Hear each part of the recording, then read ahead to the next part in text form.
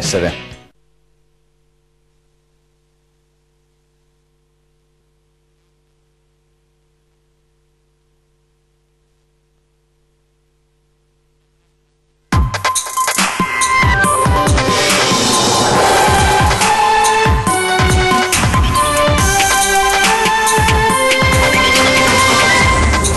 Orribile tragedia a Pozzuoli in Campania, famiglia di Meolo muore sprofondando in un cratere apertosi nella Solfatara, perdere la vita padre, madre, quarantenni, il figlio di 11 anni, salvo il fratellino di 7 che cercava disperatamente i genitori.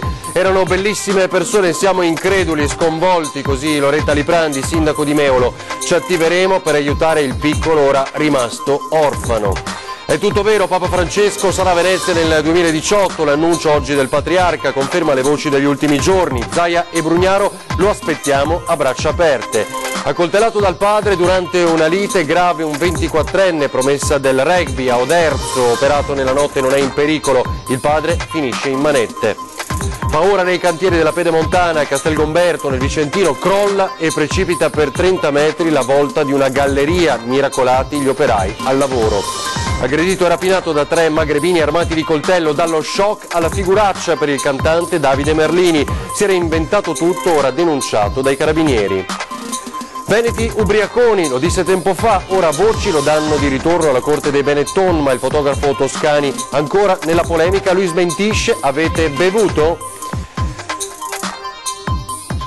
Buonasera, buonasera, ben ritrovati in diretta con l'informazione di Antena 3, il telegiornale del Veneto. Dunque lo avete sentito, apriamo con una tragedia che coinvolge il nostro territorio, il veneziano in particolar modo. Una famiglia morta a Pozzuoli in una maniera orribile, inghiottita da un cratere apertosi nella Solfatara. Sono 3 le vittime, padre e madre di 40 anni e uno dei loro figli, Lorenzo, di 11. L'altro bimbo di 7 per minuti e minuti ha cercato aiuto, chiedeva dove fosse finita la famiglia. Per cercare di capire di più ci colleghiamo con Nicola Marcato che è in diretta a Meolo, proprio davanti alla casa della famiglia. Nicola.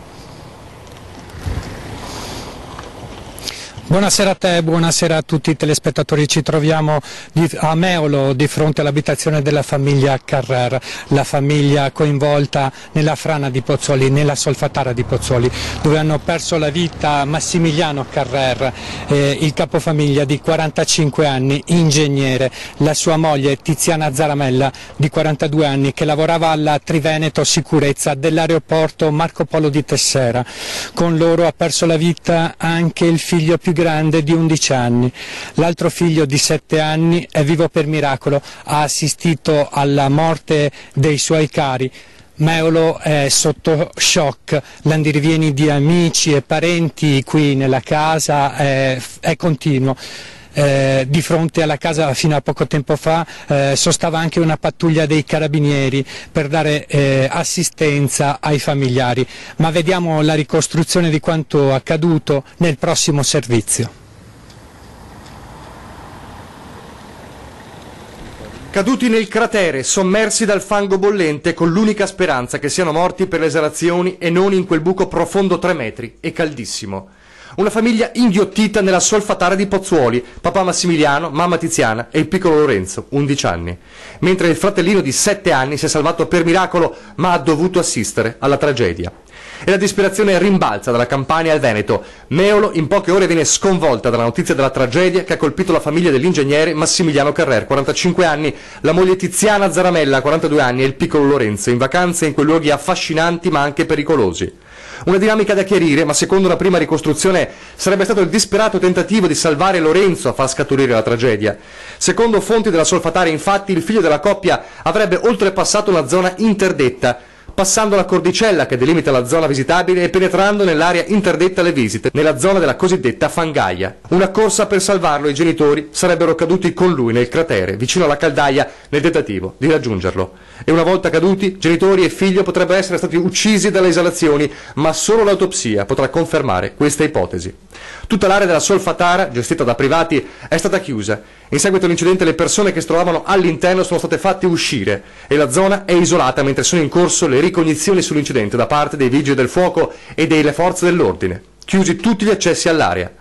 Ho visto un bambino correre piangendo, non pensavo di trovarmi di fronte alla più brutta tragedia della mia vita, ha raccontato Diego Vitagliano, pizzaiolo di Pozzuoli, testimone della tragedia.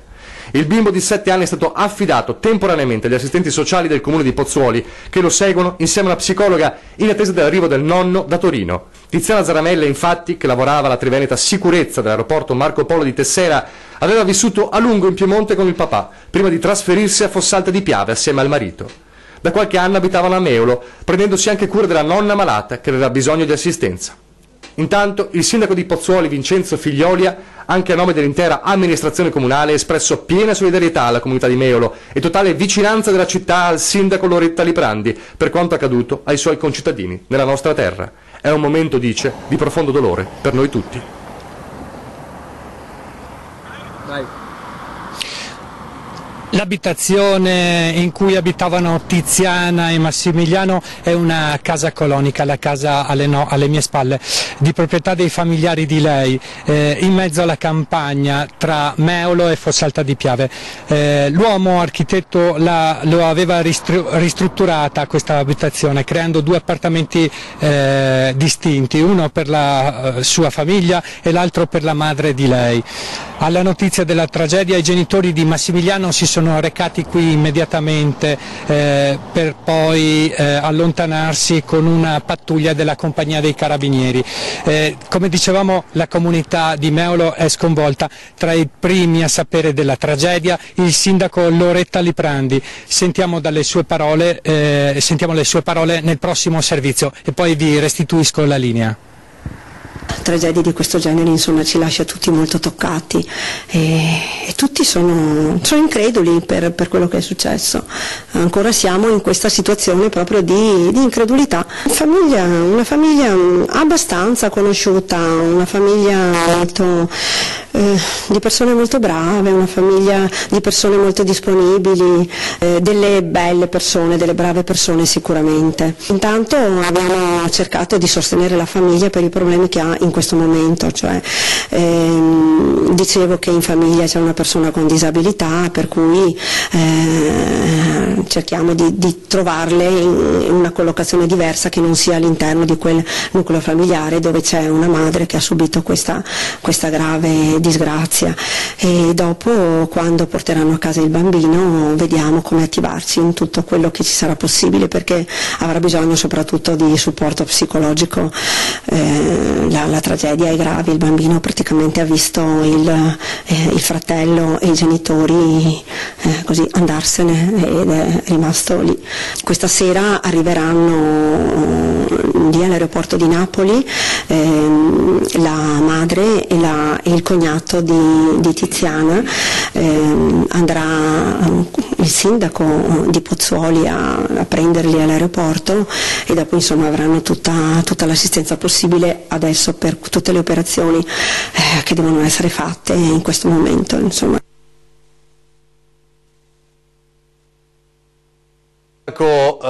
Di Meolo sconvolta, conosce bene la famiglia di Massimiliano e Teresa Carrer. I racconti che ci arrivano da Pozzuoli, in particolar modo il barista della zona proprio vicino alla Solfatara, che dice che alcune persone hanno cercato di salvare padre, madre e il bimbo di 11 anni, ma i gas erano troppo forti e hanno rischiato ovviamente la vita anche queste persone nel tentativo di salvare la famiglia veneziana. Torneremo poi a collegarci con Nicola Marcato anche nelle prossime edizioni per avere ulteriori novità. Come ci raccontava la notizia della tragedia, i genitori di Massimiliano Carrer si sono recati in quel casolare che abbiamo visto fino a pochi istanti fa per dare conforto alla madre di Tiziana, e poi si sono allontanati insieme ai carabinieri di cui ci raccontava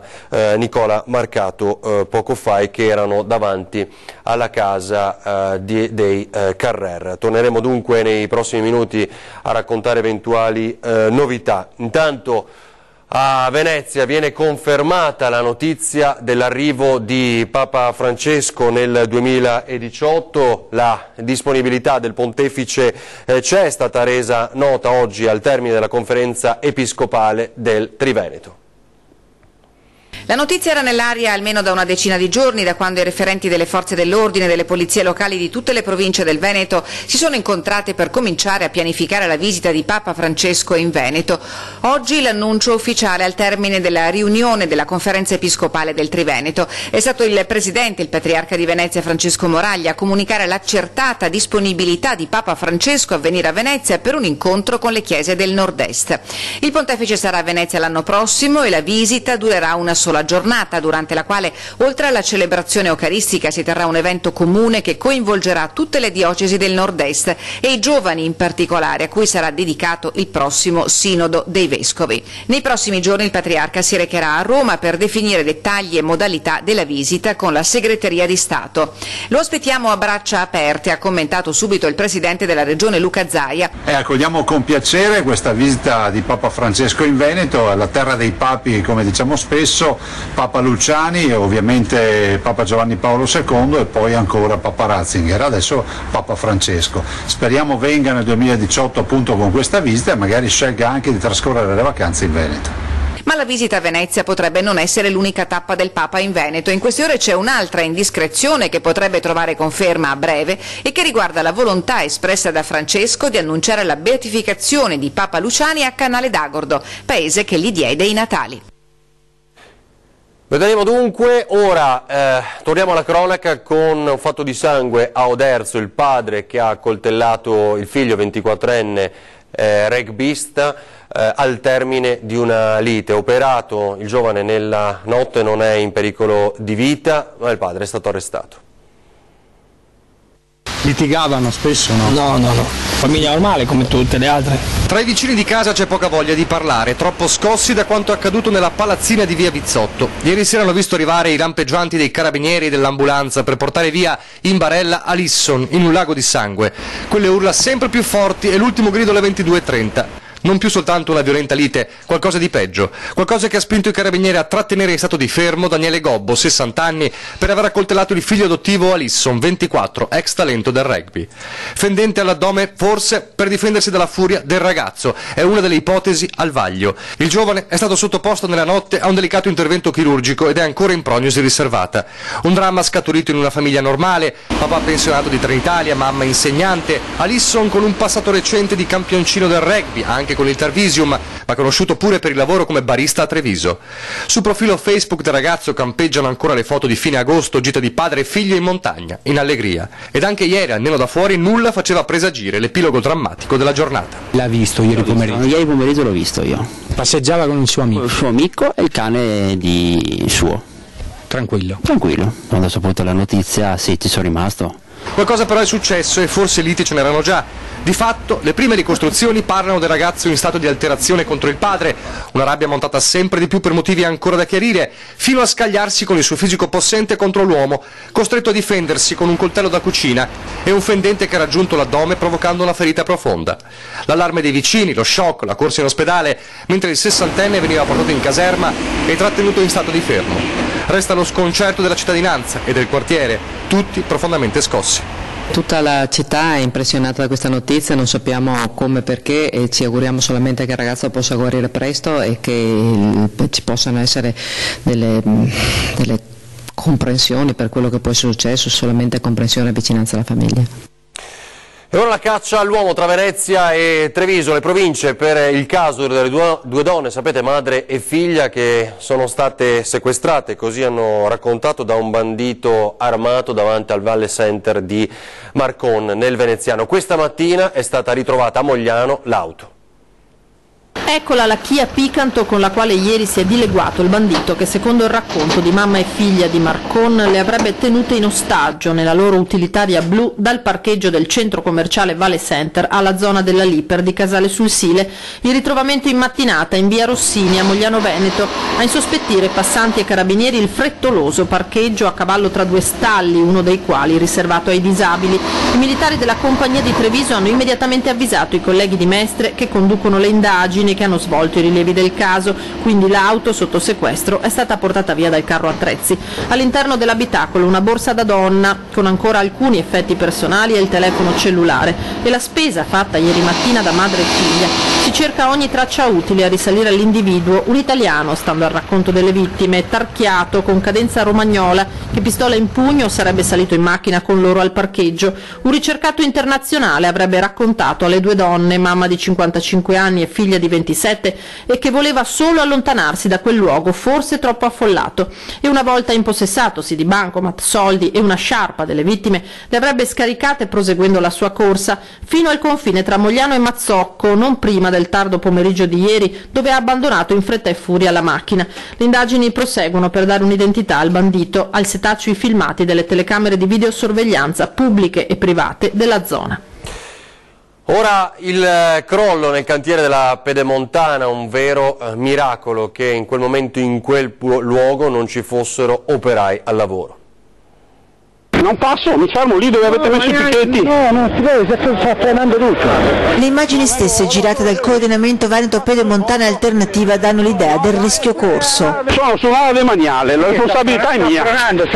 Una tragedia evitata per miracolo. In quel momento gli operai non erano al lavoro in quel tratto, oppure avevano avuto qualche avvisaglia, ma a rischio potevano essere anche molti passanti. Un miracolo che anche i passanti, perché quell'argine praticamente è crollato, un argine di circa 40 metri con una estensione di fino a 25 metri, diciamo l'area, il foro, che adesso in queste ore penso si stia allargando, ma è una zona frequentata da persone con i cani, da persone che vanno a funghi, da persone che passeggiano. 40 metri di argine sono piombati 25-30 metri più in basso alla base del tunnel, una situazione che rischia di peggiorare di ora in ora anche a causa del maltempo che sta imperversando, essendo tra l'altro una zona di risorgive e dunque di per sé fragile. È un'area delicata dal punto geologico, molto pericolosa se si va a sollecitarla, no? E avevamo predetto le mancanze di questo progetto.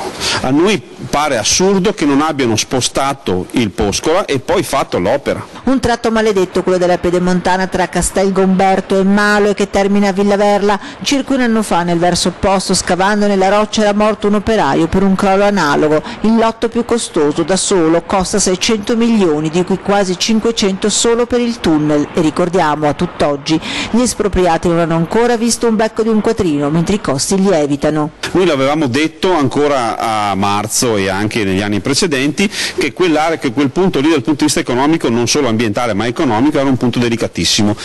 Questa situazione è in grado di far esplodere i costi.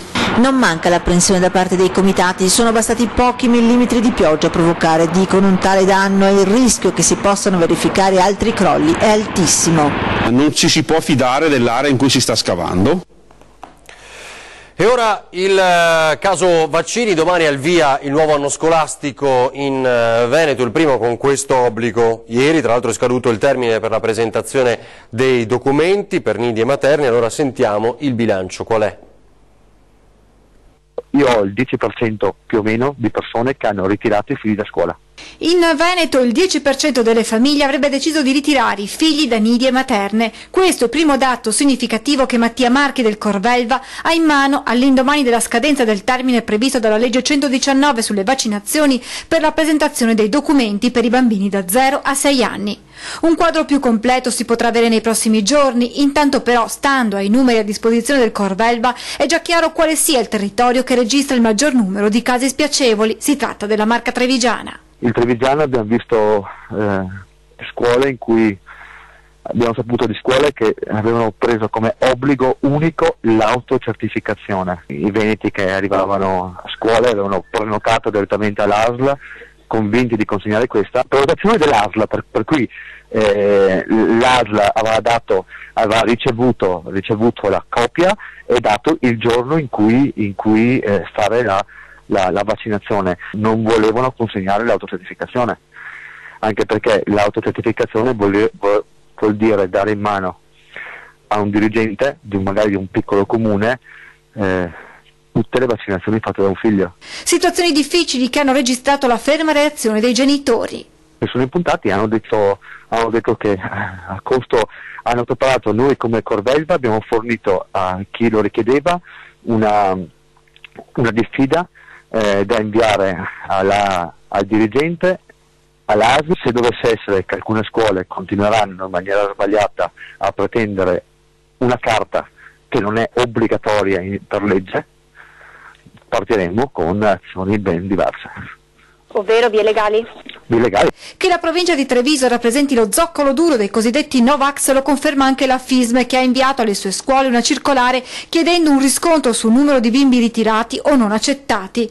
Molto più tranquilla appare la situazione nel capoluogo della Marca, dove nei 2 nidi comunali non si sono registrati problemi. I frequentanti i nidi hanno presentato la autodichiarazione, adesso l'esame degli uffici individuerà se ci sono dei problemi e manderà alla USL i risultati.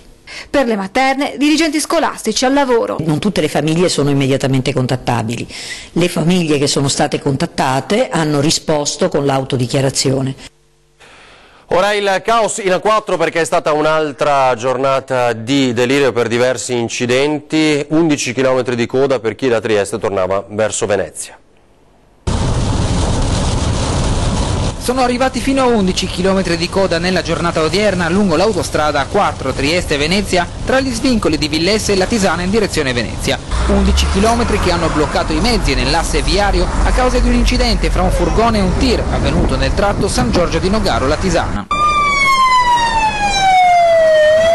Il maltempo di queste settimane e i lavori per la realizzazione della terza corsia, avviati già da diversi mesi, sommati al transito dei mezzi pesanti che in quest'area sono sempre numerosi, dipingono uno scenario complesso e fanno sì che viaggiare in A4 stia diventando per chiunque sempre più difficile. Durante i mesi estivi di alta stagione si sono registrati un numero esorbitante di incidenti e relative code, sinistri che talvolta hanno provocato feriti gravi e decessi, come il giorno 1 di agosto con la morte di un camionista a seguito di un incidente fra mezzi pesanti, tra cui una bisarca, o il tamponamento del 22 luglio tra una moto e una vettura sulla corsia di sorpasso della A4 Trieste-Venezia circa 1 chilometro prima dell'uscita di San Giorgio di Nogaro, che ha causato nel primo pomeriggio code fino a 8 chilometri. Quanto accaduto oggi non ha fortunatamente causato feriti, l'impatto fra i mezzi è avvenuto mentre il traffico, già molto intenso, scorreva a velocità ridotta a causa dei temporali che si sono abbattuti lungo la costa e nella bassa pianura friulana. La corsia di sorpasso dell'autostrada A4 in direzione Venezia è sempre rimasta percorribile, ma proprio l'elevato flusso di traffico ha determinato la formazione della lunga coda. Un'estate di passione che ora continua anche con i rientri degli ultimi vacanzieri, ostacolati in più dalle cattive condizioni meteorologiche. Ci fermiamo per qualche istante e poi vi racconteremo le novità sul cantante Davide Merlini.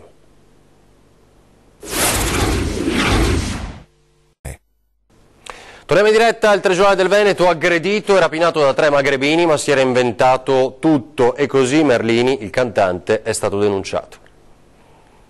Si era inventato tutto e si sarebbe procurato da solo quelle ferite nelle braccia che avrebbero dovuto certificare l'avvenuta aggressione. Un assalto di 3 sconosciuti nordafricani andato in scena quando non c'era ancora buio e mentre andava a gettare delle immondizie nei cassonetti a pochi passi da casa sua nel quartiere Nuova Firenze a Bassano.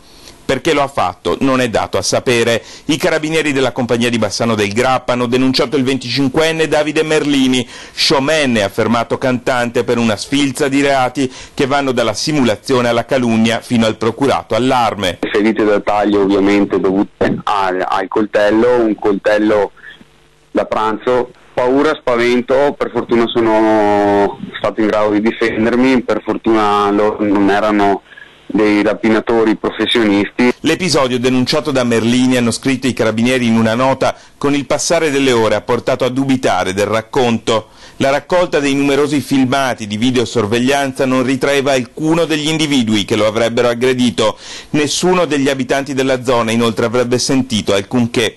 Infine le lesioni, che agli occhi dei militari sono apparse troppo regolari e superficiali, quasi come se fossero state autoinferte.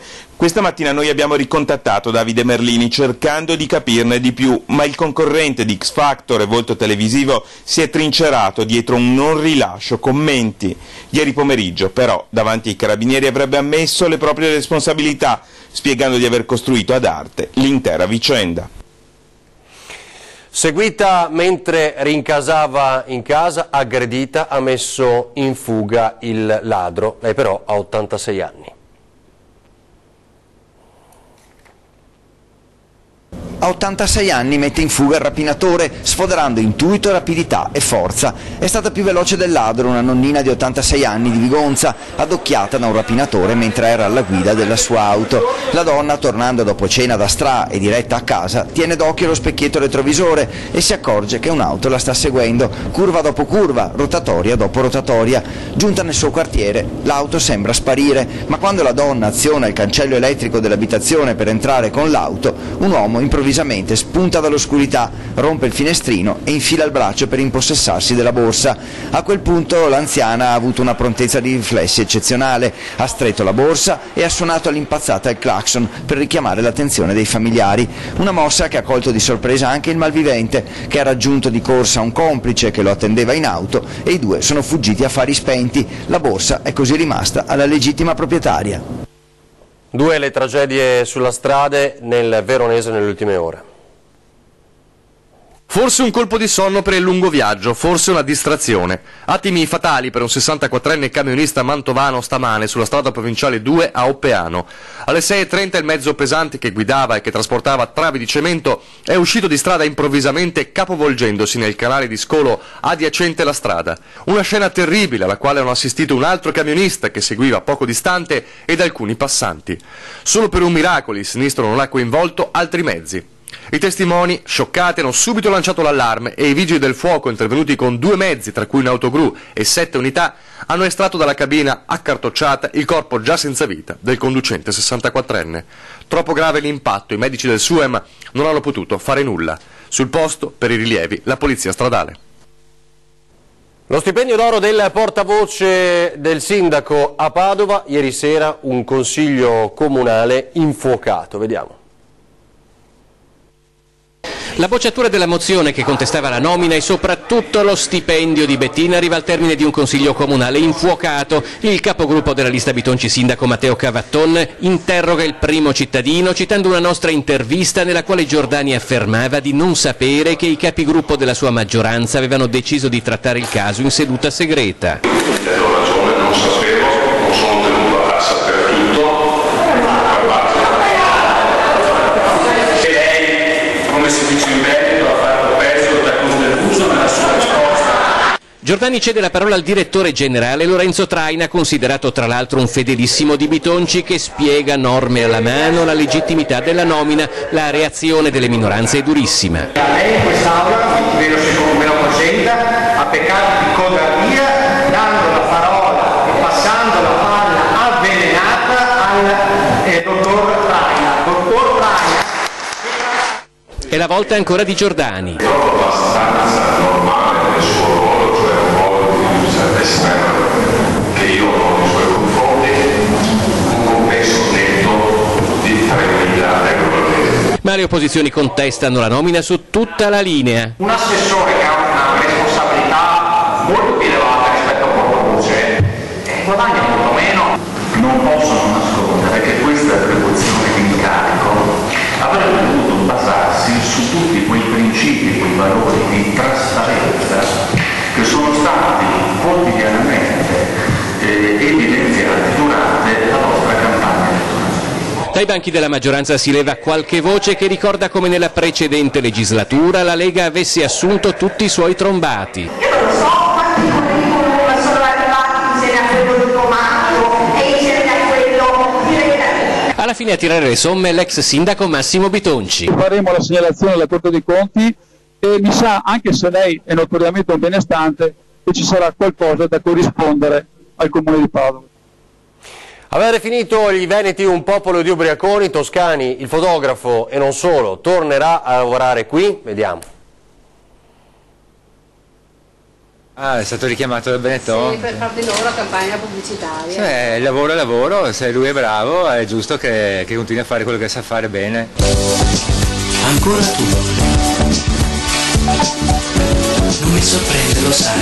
Ancora lui, sì, Oliviero Toscani, quel Toscani che per anni ha fatto le campagne pubblicitarie per Benetton, creando un immaginario e legando il proprio nome a quello dell'azienda di Ponzano. Quello stesso Toscani che qualche anno dopo tornò sprezzante la sua sentenza sui veneti, popolo di ubriaconi. Atavicamente da ubriachi, un accento da alcolizzati. Un rapporto, quello fra Toscani e il Veneto, e con Treviso in particolare, che sembra destinato a riproporsi, almeno se corrispondono al vero le notizie che da oggi si inseguono sul suo ritorno nella Marca. Ancora una volta alla corte della famiglia Benetton, che lo avrebbe ingaggiato per servirsi del suo estro pubblicitario e rinverdire le fortune dello storico marchio. Ma il condizionale è d'obbligo, anche perché il diretto interessato risponde così, con una tecnica oratoria ormai consolidata. Non è vero, siete sempre più ubriachi sti veneti, siete svegliati in ebbrezza avanzati, mettete di bere il prosecco. Sonora smentita? Difficile a dirsi. Nella giungla del linguaggio pubblicitario, e del suo in particolare, fondato sulla provocazione, potrebbe anche essere una sonora conferma. Lo vedremo. Per il momento i trevigiani la prendono così. Non mi interessa. Fotografi o pubblicisti ce ne siano tanti che non c'è bisogno di toscani in Veneto. Ma penso che lui possa esprimersi come Galvol. Non me ne frega proprio niente. Ancora tu. Ricordiamo soltanto che c'è 20:10, alle 20:10 parliamo di autonomie e polemiche con i consiglieri regionali Graziano Azzalin e Luciano Sandonà. È tutto per questa edizione del Telegiornale del Veneto, adesso le previsioni del meteo. Grazie, buona serata.